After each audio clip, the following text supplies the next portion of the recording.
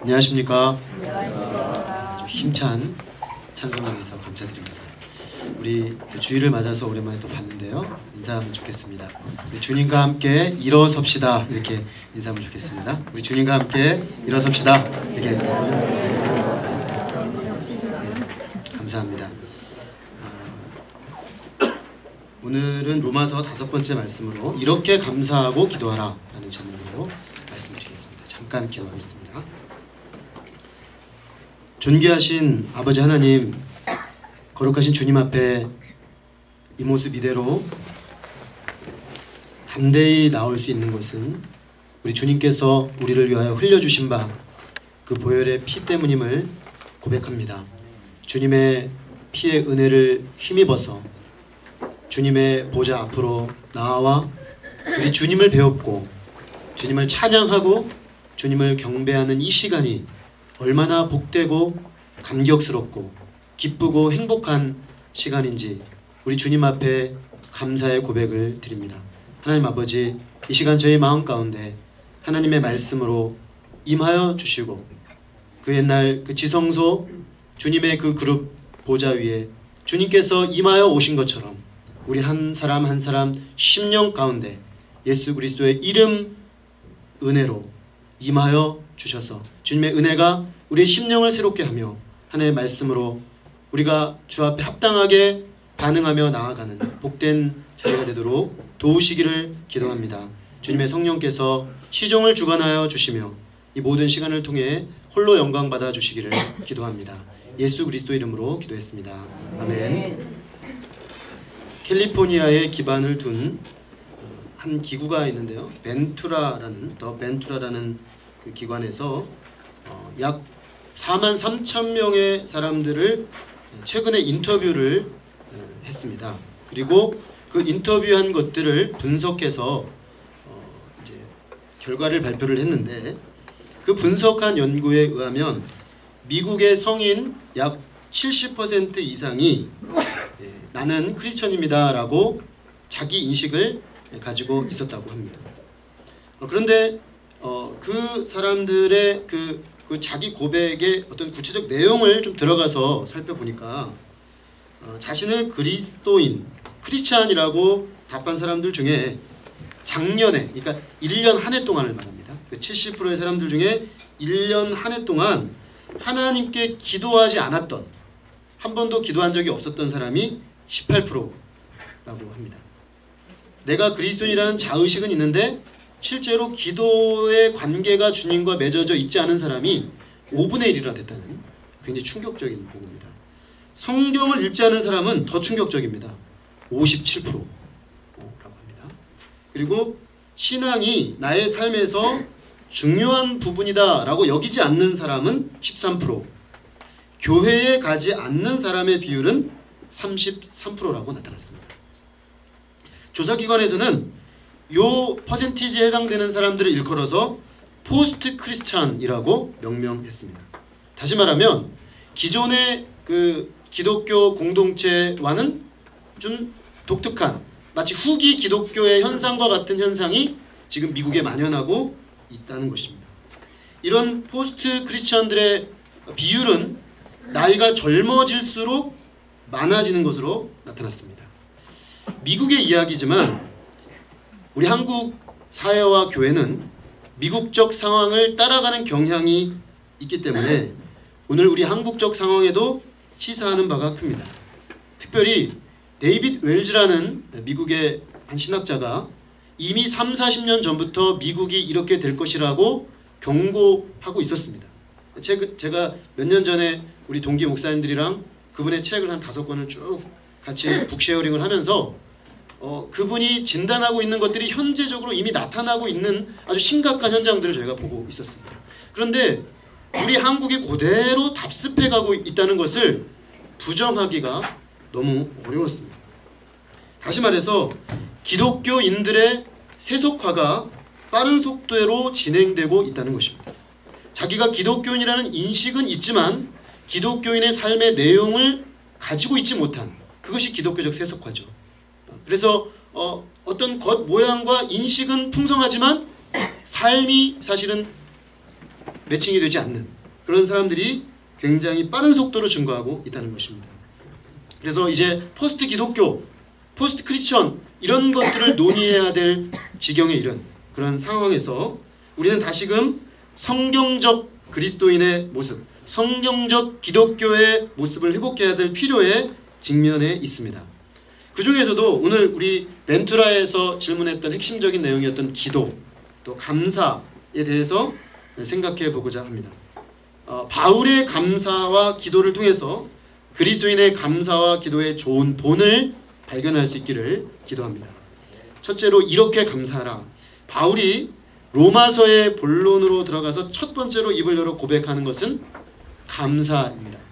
굉장히 의미심장합니다. 왜냐하면 1장 후반부에 인류 타락의 나선형 하강 곡선을 얘기할 때 하나님을 알되 하나님으로 감사치도 아니하고, 즉 타락의 첫 번째 징후를 감사의 상실이라고 사도 바울은 지적합니다. 뒤집어 놓으면 기독교인이 됐다는 것은 감사를 회복했다라고 말할 수 있겠습니다. 그런데 그의 감사는 우리 기독교인들의 좋은 감사의 모델이 되면서 동시에 그의 신앙의 고백이기도 합니다. 먼저 내가 예수 그리스도로 말미암아 너희 모든 사람에 관하여 내 하나님께 감사함은 너희 믿음이 온 세상에 전파됨이로라. 이 짧은 구절에 우리가 좀 주목해서 보면 그는 감사의 대상, 감사를 가능하게 하는 힘, 감사의 내용, 이 세 가지를 전부 담아서 기록하고 있습니다. 그가 감사하는 대상은 내 하나님이라고 되어 있습니다. 또 감사하는 힘, 예수 그리스도입니다. 감사의 내용은 로마의 성도에 관한 것들인데 특별히 부연 설명하면 그들의 믿음이 온 세상에 전파된 것, 그것을 감사한다고 했습니다. 그는 자신의 하나님을 내 하나님이라고 일컫고 있습니다. 저희가 구약 성경에서 이 내 하나님이라는 구절이 가장 많이 나오는 성경이 시편입니다. 그래서 시편은 우리 영혼의 해부도라고 흔히들 일컫습니다. 다시 말하면 하나님과의 가장 친밀한 관계성을 보여주고 있는 책이 이 시편인데, 사도 바울은 그 시편에서 다윗이 친밀한 하나님과의 관계 속에서 했던 그 언어를 그대로 차용해서 하나님을 나의 하나님이라고 매우 인격적으로 고백하고 있습니다. 객관적으로 우리가 그냥 인식하고 있는 그 정도 수준이 아니라 지금 여기서 내가 믿고 내가 고백하고 내가 신뢰하는 바로 그런 하나님이라는 것입니다. 그런데 그는 어떻게 하나님을 이렇게 친밀하게 나의 하나님이라고 부를 수가 있었습니까? 그것은 예수 그리스도 때문입니다. 내가 예수 그리스도로 말미암아 이렇게 말하고 있습니다. 사실 예수 그리스도가 아니라면 죄로 인해 막혀버린, 근본적으로 하나님과 우리 사이의 관계가 막혀있다면 기도가 불가능하겠죠. 하나님께 감사하러 나갈 수가 없을 것입니다. 그러므로 예수님을 알 때 하나님을 알 수 있는 것이고, 예수님을 믿을 때 우리는 하나님을 아버지라고 부를 수가 있게 되는 것입니다. 그러므로 그리스도인은 예수 그리스도의 십자가 대속의 죽음으로 인해서 하나님과의 막힌 담이 허물어지고 예수 그리스도 안에서 하나님께로 나아갈 길을 발견한 사람들이라고 하겠습니다. 이것은 우리가 예수 그리스도를 믿는 그리스도인이 되었다는 의미가 조건과 형편과 상관없이 예수 그리스도 안에 있는 사람은 언제든 하나님께 나아가 나의 하나님이라고 부를 수 있는 특권을 가진 존재라는 것입니다. 그리고 바로 그 사실이 우리의 절대적 감사의 조건이 된다는 것입니다. 사실은 우리가 감사의 조건을 가지고 내가 처해 있는 상황을 가지고 감사를 찾으려고 하면 절대적 감사까지는 못 갑니다. 왜냐하면 상황이 늘 좋은 거는 아니거든요. 우리의 인생살이를 이렇게 보면은 상황이 참 좋아서 그냥 저 밑바닥에서 그냥 저절로 그냥 감사가 나올 때도 있지만, 어떤 때는 이 상황이 도대체가 감사할 수 없는 상황일 때도 있습니다. 그런데 그리스도인은 그럼에도 불구하고 예수 그리스도를 통해 하나님과 맺혀진 이 관계 때문에 내 상황과 내 형편과 내 어려움에도 불구하고 하나님 앞에 나아갈 수 있다는 그 사실로 감사하는 것입니다. 그래서 절대적 감사의 이유를 가진 사람이 그리스도인이다, 이렇게 말하는 것입니다. 즉 그리스도인은 이렇게 절대적 감사의 이유를 발견한 사람인데, 근데 바울이 감사를 하는 그 내용을 보면 로마 성도들에 대해서 감사하고 있습니다. 그는 하나님께 감사하는데 하나님께 감사하는 내용은 사람들입니다. 특히 그들의 믿음이 온 세상에 전파된 것 때문에 감사합니다. 왜 로마 성도들의 믿음이 온 세상에 전파된 것이 바울은 그렇게 감사한 것입니까? 사실 당시 로마는 세상을 한 손에 쥐고 통치하던 로마 제국 심장부라고 볼 수 있습니다. 정치, 경제, 군사, 문화, 사회 전반 그 통치권이 미치는 모든 곳에 절대적 권력을 가지고 행사하던 제국의 심장부였던 것입니다. 그리고 군사력과 건축술과 황제와 도로와 법을 자랑하던 이 로마는 예수 그리스도를 십자가에 못 박아 죽인 세상 권세의 정점입니다. 빌라도가 그 로마의 권력을 대표하여 예수 그리스도를 십자가에 못 박는 사형 선고를 한 것입니다. 이 로마는 결국 복음을 무시하고 비웃는 세상의 정점이라고 할 수 있겠습니다. 그런데 바로 그 로마에 예수 그리스도의 십자가의 복음을 믿음으로 말미암아 그 가이사 시저가, 옥타비아누스가, 티베리우스가 주가 아니고 예수께서 그리스도라고 고백하는 사람들이 그 로마 심장부에 생겨나더란 말입니다. 그래서 하나님의 자녀라고 고백하며 하나님 앞에 담대히 나아가는 사람들이 생겨났다는 것입니다. 이 소식은 로마 전역에서 로마의 철권 통치 아래 압제하며 신앙생활하던 많은 믿음의 사람들에게 큰 격려와 감사의 제목이 되었습니다. 와, 저 로마 제국의 심장부 로마에도 그리스도인들이 있대. 거기에도 가이사가 아니라 예수 그리스도께서 이 온 우주 만물의 통치자라고 고백하는 하나님 백성들이 생겼대. 이게 얼마나 큰 격려와 감사의 제목이 되었겠습니까? 이러한 바울의 로마 성도들을 향한 감사의 제목은 사실은 자기가 감사한다는 말이기도 하지만 로마 성도들 입장에서는 격려기도 합니다. 당신들이 거기에 소수로 몇몇 사람의 집에 브리스길라 아굴라 집에서 모이고 누구 집에서 모이고 그렇게 집에서 사람들 알아주지 않게 수면 아래에서 모여서 주님을 찾고 있지만 당신들의 그 믿음의 고백은 이 세상 전역의 큰 감격의 소식으로 그리스도 공동체에게 전해지고 있습니다. 힘내십시오. 나는 이것으로 인해 너무나 감사합니다. 이렇게 격려하는 것입니다.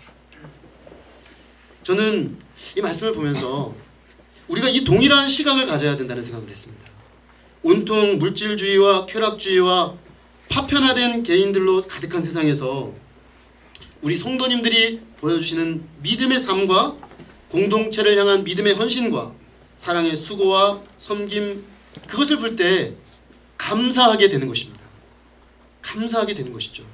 그 믿음의 수고와 사랑의 헌신들이 아무런 감격도 없이 바라봐져서는 안 된다는 것입니다. 저는 제가 결단을 하고 새벽 기도를 다시 하고 있는데 하니까 됩니다. 안 하니까 안 됐는데 하니까 또 돼요.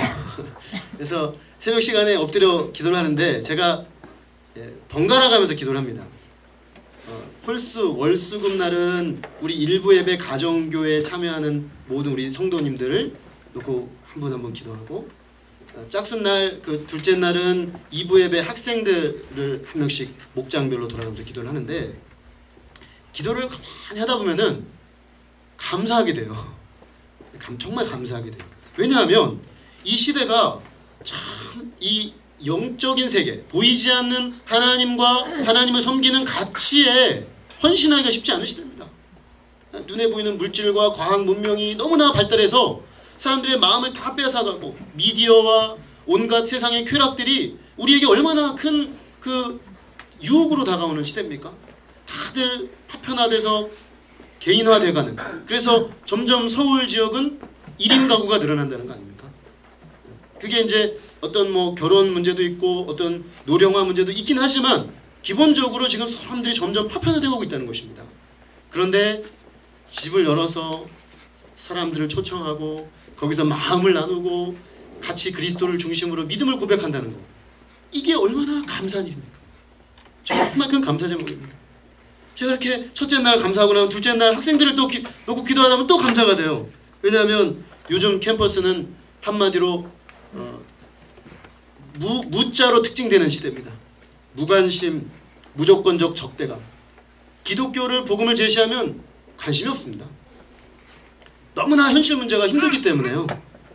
복음에 헌신하는 젊은이들은 아주 희귀한, 이 시대의 아주 특별한 천연 기념물들이에요. 복음을 믿을 뿐만 아니라 자기 삶을 주중에 헌신하여 바치는 청년들은 저는 정말 보석과 같은 존재들이라고 생각합니다. 이런 시대에 정말 이런 캠퍼스에서 주님의 복음에서 나온, 비록 소수지만 이 소수의 우리 학생들을 생각할 때 감사하지 않을 수가 없습니다.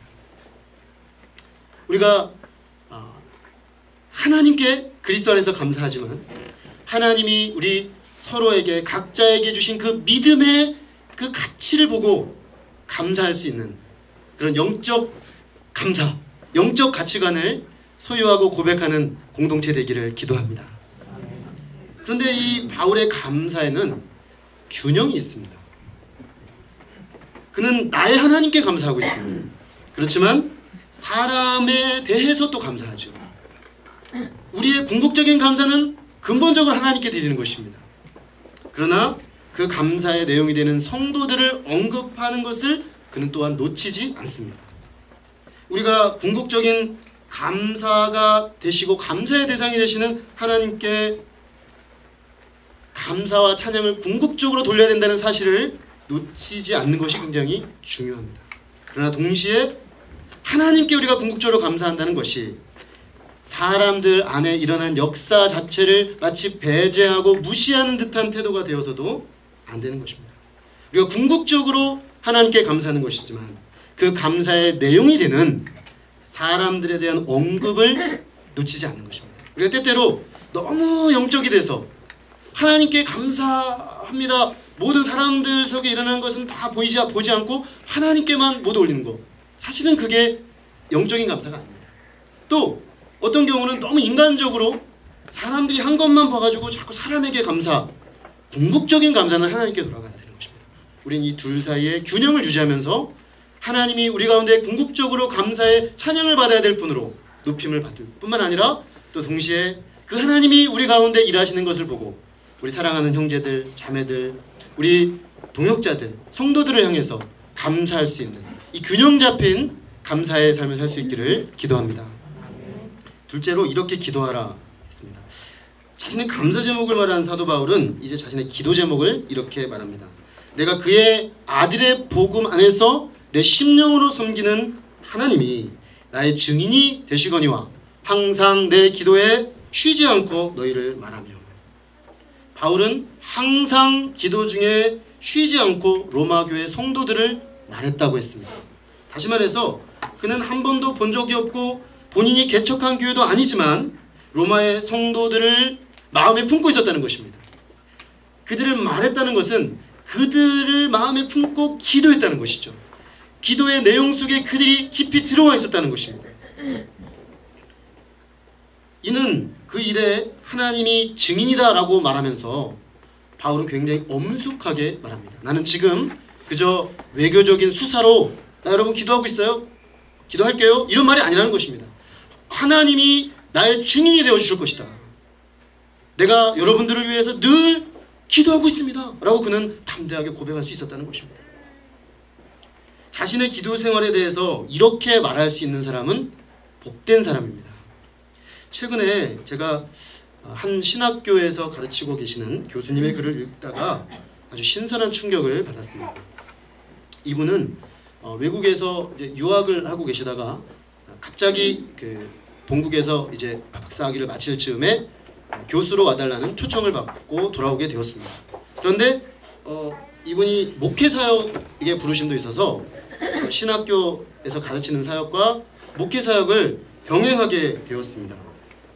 그런데 이 두 가지를 병행하는 것이 그리 쉽지는 않습니다. 신학교 사역 자체도 굉장히 큰 짐이고 또 목회 사역도 그 나름대로 큰 짐이었습니다. 그래서 그 학교의 그 총장님이 언제까지 목회할 거냐, 이게 힘들지 않냐 이렇게 물어봤다고 합니다. 이분이 결국에는 때가 돼서 이제 목회 사역은 후배에게 넘기고 지금은 이제 학교 사역에 집중하고 계십니다. 그런데 그가 목회 사역을 내려놓고 학교 사역으로 완벽하게 옮겨오게 된 시점, 이게 굉장히 흥미롭습니다. 어떤 시점에 그가 옮겨가기로 했는가? 그분의 그 표현에 의하면 자기가 섬기던 교인들의 숫자가 자신의 기도의 범위를 넘어설 대로 정했습니다. 그래서 그 당시 이분은 오전 동안에는 성도들을 위해서 기도만 했다고 합니다. 그래서 자기가 오전 시간 동안 기도함으로 커버할 수 있는 숫자가 몇 명이었을까요? 250명이었다고 합니다. 250명을 다 끌어안고 기도하다 보면 오전이 다 가는 거예요. 근데 이제 교수 사역을 하고 있으니까 이제 또 다른 일을 해야 되지 않습니까? 그러니까 이제 이 두 가지 균형을 맞추면서 그래도 기도를 내가 하면서 사역할 수 있는 범위가 250명이었다. 그런데 그렇게 사역을 하니까 성도들이 얼마나 몰려오겠습니까? 목회자가 성도들을 위해서 오전 내내 엎드려서 기도하는, 그리고 그냥 불같은 메시지를 막 뿜어내니까 금방 350명이 돼버린 겁니다. 4년 만에. 그래서 그는 이제 내 기도 이상으로 이 성도들을 품을 수 없기에 그는 이제 이 사역을 내려놓고 이제 신학교 가르치는 사역 쪽으로 이제 옮겨가겠다는 결단을 했다는 걸 보았습니다. 제가 굉장히 큰 도전을 받았습니다. 정말로 우리는 기도만큼 사역하는 것입니다.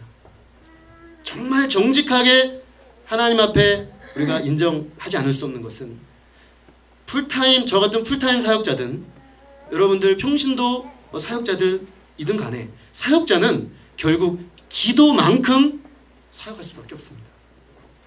기도 중에 마음이 품어진 만큼 우리 사람이 품어지는 것입니다. 기도로 그 사람이 품어지면 사람이 품어집니다. 이분이 그런 말을 해요.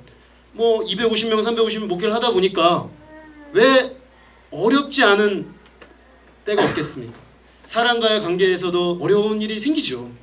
그런데 그렇게 기도하다 보면 다 풀어진답니다. 다 풀어지고 그 어려웠던 마음이 다 사라지고 주일이 되면 환한 얼굴로 손을 내밀고 끌어안을 수 있다는 거죠. 결국 기도로 품어지지 않은 사람은 안 품어지는 것입니다. 기도로 품으면 그 사람이 품어지는 것입니다.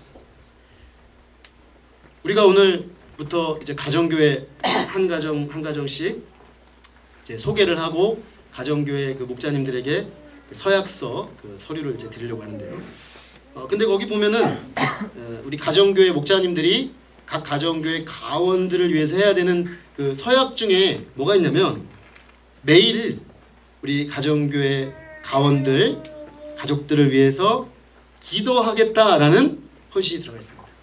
이게 괜히 들어간 문구가 아닙니다. 왜냐하면 결국에는 우리가 기도로 품어져야만 실제로 품어지기 때문입니다. 우리의 기도의 폭이 우리의 관심의 폭이고, 우리의 기도의 폭이 우리의 사역의 폭이고, 우리의 기도의 폭이 결국 우리의 섬김의 폭이 되는 것입니다. 그러므로 우리가 이 사실을 알고 더욱 기도에 힘쓰고 기도의 폭과 깊이가 심화되는 우리 모두가 되기를 기도합니다. 간절히 기도하다 보면요, 그 사람이 보고 싶어집니다.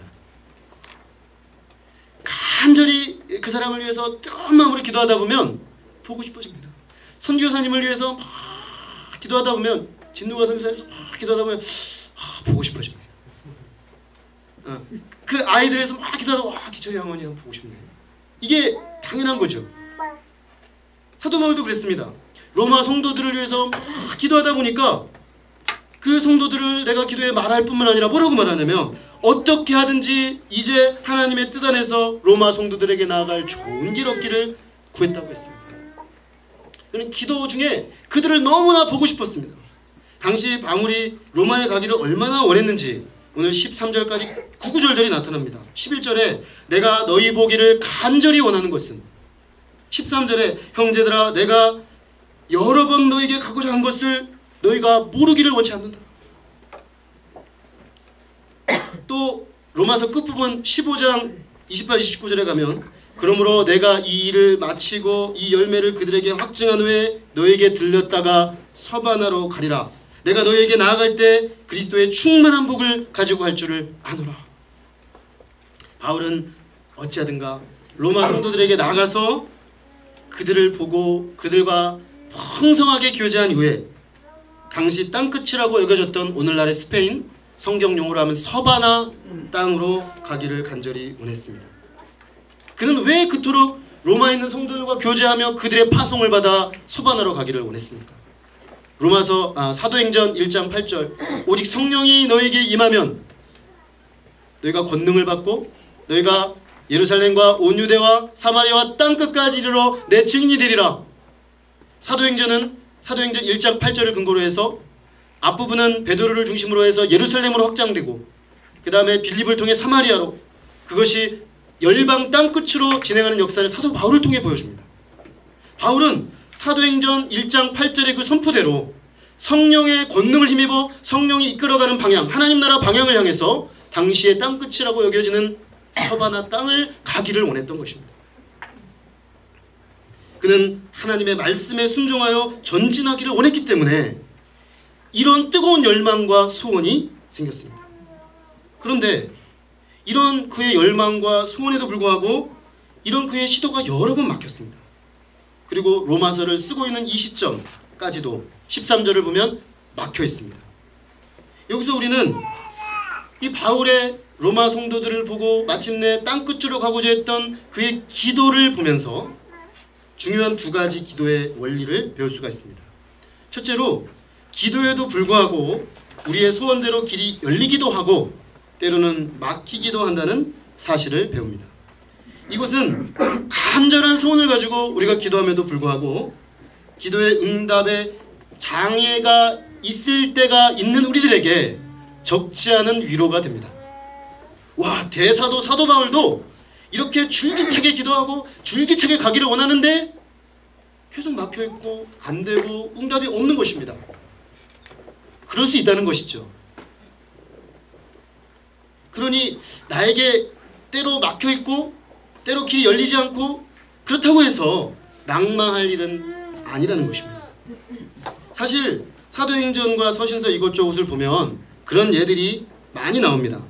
로마서 15장 23절에 보면 그가 로마를 거쳐 서바나로 가고자 하는 것은 단서가 하나 붙어 있습니다. 나는 로마를 거쳐 서바나로 가기를 원하는데 지금 사역하고 있는 이 오늘날로 치면 이 그리스와 그 북부 마게도냐 지경에 더 이상 전도할 곳이 없으면 그렇게 하겠다라고 합니다. 왜냐하면 사도 바울의 그 전도의 원칙이 뭐냐면 남의 터 위에 건축하지 않는다는 것입니다.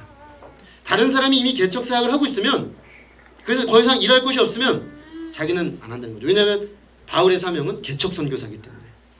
그래서 이쪽 지역에 이제 일할 곳이 없으면 가겠다는 겁니다. 근데 왜 못 갔냐면 일할 곳이 아직 남았던 것입니다.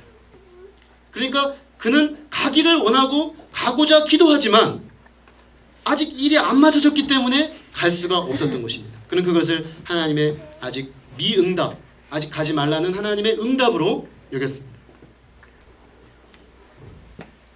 또 고린도후서 1장에 보면은 바울이 고린도 교회 성도들이 여러 가지 이제 개척을 해놓고 문제가 생겼습니다. 그래서 이 문제를 해결하기 위해서 이제 방문을 해야 되는데 방문을 하겠다라고 말을 했는데 계속 방문을 못 하고 있었습니다. 그래서 고린도 성도들이 이제 오해를 막 하기 시작했습니다. 바울은 말만 하고 안 오는 거 아니야? 말만 많은 사람 아니야? 막 이러면서 안에서 막 비난들이 올라오니까 바울이 다시 고린도후서 편지를 쓰면서 자기가 왜 못 갔는가 설명을 합니다. 그거는 거기 읽어보면은 여러 목회적 환경들의 변화와 질병 때문이었습니다. 병에 걸린 데다가 이제 지금 잠시 개척하고 이쪽 지역에 여러 가지 어려움이 있었기 때문에 할 수가 없었던 거죠. 그래서 못 갔다라고 설명을 합니다. 데살로니가 2장 18절에는 사탄이 나의 길을 막았다. 이렇게 말합니다. 사탄이 막기도 하고요. 일이 막기도 하고 질병이 또는 환경적 변화가 길을 막기도 합니다. 사도행전 16장 6절 7절에 보면 아주 유명한 장면이 나옵니다. 바울이 오늘날 터키 지방에 해당되는 성경 용어로 하면 소아시아 지역입니다. 소아시아 지역 전역에 복음을 전하려고 했는데 성령이 막았다고 했습니다. 6절에 보면. 그래서 안 되는구나 하고 위쪽으로 올라가려고 했습니다. 만약에 그 행로를 탔으면 이쪽 북쪽으로 해서 키르기스탄, 카자흐스탄에서 중국 라인으로 넘어왔을 겁니다. 근데 성령이 또 막았습니다. 비두니아로 가는 곳을 막았습니다. 그래서 여기도 막고 여기도 막으니까 바울이 고민이 돼서 해변으로 나가서 기도하다가 건너편 마게도냐 사람들의 도와달라는 환상을 보고 유럽으로 넘어가게 되는 것입니다. 이 경우는 성령이 막았습니다. 이처럼 사도 바울의 주 안에서 열망하고 어찌든가 가고자 하는 그 기도가 어떤 경우에는 허락되고 어떤 경우에는 장시간 허락되지 않았습니다. 어느 경우에는 아예 명확하게 성령께서 금지하기까지도 했다는 것입니다. 그러므로 우리가 응답이 내가 원하는 그 간절한 열망에 대한 응답이 오지 않는 것도 응답일 수 있는 것입니다. 금지도 응답일 수 있는 것입니다. 어떤 시점에서는. 그것을 하나님의 응답으로 읽어낼 수 있는 영적 분별력이 기도의 성숙에 있어서는 반드시 요구되는 것입니다. 두 번째로 두 번째 기도의 원리는 사도 바울은 하나님의 뜻 안에서 그들에게 나아갈 좋은 길 얻기를 구했다는 것입니다. 그는 내가 하나님의 뜻 안에서 좋은 길 얻기를 바란다고 했습니다. 이것은 그의 기도의 대전제였습니다.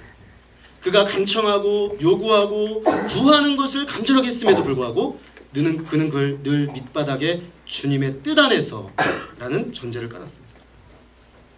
그는 간절히 열망하고 또 계속해서 시도했습니다. 그러나 이 모든 것이 하나님의 뜻 안에서 이루어지기를 원했습니다. 그러므로 그는 궁극적으로 자신의 생각을 주장하지 않았습니다. 사람들이 나를 어떻게 볼까 신경 쓰느라 전전긍긍하지 않았습니다.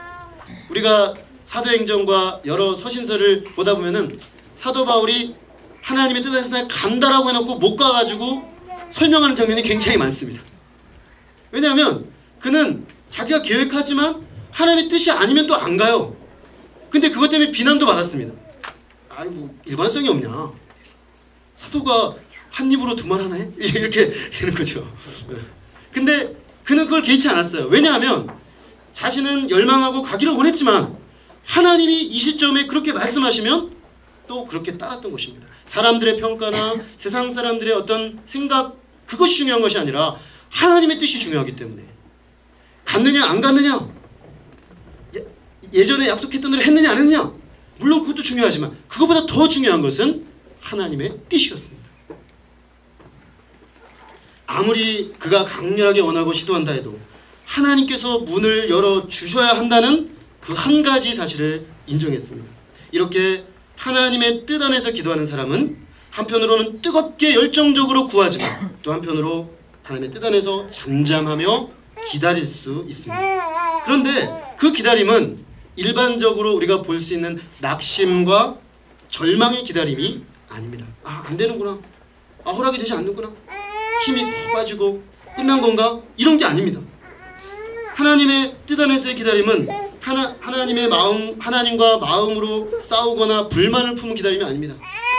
좀 주시면 좋겠는데 마음에 불만이 가득 차서 기다리긴 기다리는데 별로 기쁘지 않는 그런 기다림이 아닙니다.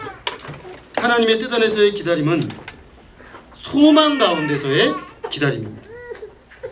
하나님께서 하나님의 때에 하나님의 방법으로 일하실 것을 믿고 기도하기를 결코 쉬지 않습니다. 하나님의 뜻을 이루고자 하는 그 열망도 그러므로 식지 않습니다. 그러므로 바울은 하나님의 뜻 안에서 기도하는 것과 계속해서 로마로 가고자 하는 그의 시도가 충돌하지 않았습니다. 한편으로는 하나님 앞에 이것은 하나님의 뜻이거든요. 땅끝까지 이르러 복음을 증거하는 건 하나님의 뜻이죠. 명백한. 그러니까 이건 안 놓는 것입니다. 그래서 열망하는 것입니다. 될 때까지 하는 것입니다. 그러나 하나님의 뜻 안에 이루어질 것이기 때문에 그는 되지 않는다고 해서 실망하지 않고 낙심하지 않고 하나님의 뜻을 붙잡습니다. 결국 바울은 그의 기도대로 하나님의 뜻 안에서 로마로 갈 수 있었습니다. 근데 바울이 어떻게 로마로 갔습니까? 그는 예루살렘으로 가서 이스라엘 교회와 이방인 교회를 하나 되게 한 후에 로마로 가고자 했습니다. 그런데 그는 거기서 성전에 들어갔다가 체포당하고 맙니다.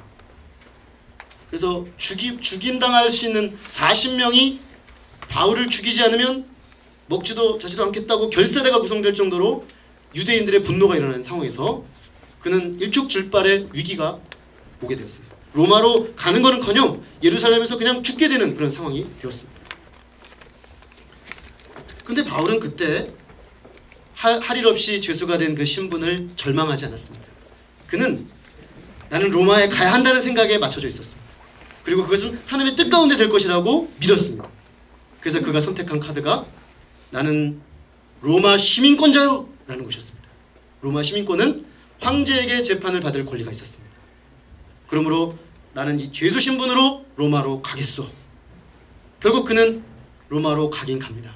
그러나 사슬에 매여서 로마로 들어갑니다. 그는 기도 중에 깨달은 것입니다. 아, 하나님께서 나를 로마로 보내시되 쇠사슬에 매인 죄인의 신분으로 가이사에게 호소함으로 결국 나를 로마로 이끄시고자 하셨구나 하는 것을 그는 깨달았습니다. 하나님의 뜻 안에서 하나님의 때 하나님의 방법대로 그의 간절한 기도와 열망은 마침내 응답되었습니다. 하나님의 뜻 안에서 이렇게 기도하는 사람은 하나님께서 우리에게 주신 비전과 소원을 따라 강한 소원을 가지고 기도하는 사람입니다. 하나님이 말씀하셨기에 하나님이 내게 주신 비전이 있기에 그 비전이 성취되기까지는 결코 절망하고 낙심하지 않고 그 기도 제목을 붙잡습니다. 그러나 동시에 하나님이 그 갈망과 기도를 하나님의 때에 매여서 철저하게 하나님의 때에 매여서 갈망하고 철저하게 하나님의 때에 매여서 기도하는 것입니다. 철저하고 완전하게 하나님께 복종하기 위해 결국 하나님의 뜻을 이루는 도구로서